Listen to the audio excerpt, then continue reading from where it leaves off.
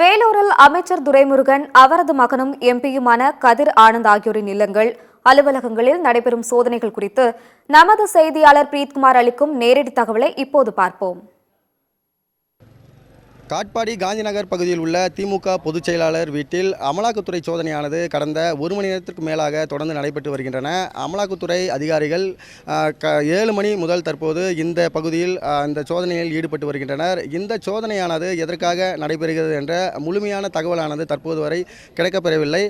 குறிப்பாக கடந்த நாடாளுமன்ற தேர்தலின் போது திமுக நிர்வாகி பூஞ்சோலை சீனிவாசன் வீட்டில் 11 கோடி ரூபாயானது பறிமுதல் செய்யப்பட்டன.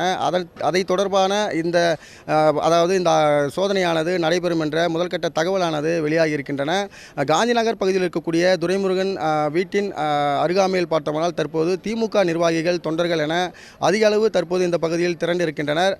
நமக்கு கிடைத்த தகவலின்படி பார்த்தோம்னால் தற்போது வரை காந்திநகர் இருக்கக்கூடிய பொதுச் செயலாளர் வீட்டில் துரைமுருகன் தற்போது இல்லை. அதே போன்று அவருடைய மகன் வேலூர் நாடாளுமன்ற உறுப்பினர் கதிரானந்தும் தற்போது வீட்டில் இல்லை. இருந்தபோதிலும் அதிகாரிகள் வீட்டின் உள்ளே சென்று தொடர்ந்து சோதனையில் ஈடுபட்டு வருகின்றனர். இந்த பகுதியில் அசம்பாவிதங்கள் எதுவும் ஏற்படாமல் இருப்பதற்காக துப்பாக்கி ஏந்திய துணை ராணுவத்தினர் 10க்கும் மேற்பட்டோர் தற்போது இந்த பகுதியில் பாதுகாப்பு பணியில் ஈடுபட்டிருக்கின்றனர். இந்த பகுதிக்கு அதிக அளவு திமுக தொண்டர்களும் நிர்வாகிகளும் வருவதன் காரணமாக அசம்பாவிதம் ஏற்படும் என்ற நோக்கில் காவல்துறை தமிழ்நாடு காவல்துறையினரும் தற்போது தொடர்ந்து இந்த பகுதியில் பாதுகாப்பு பணியில் ஈடுபட்டு வருகின்றனர். வேலூர் மாவட்டத்தை பொறுத்தவரை 3 இடங்களில் இந்த சோதனையானது தொடர்ந்து நடைபெற்று வருகின்றன.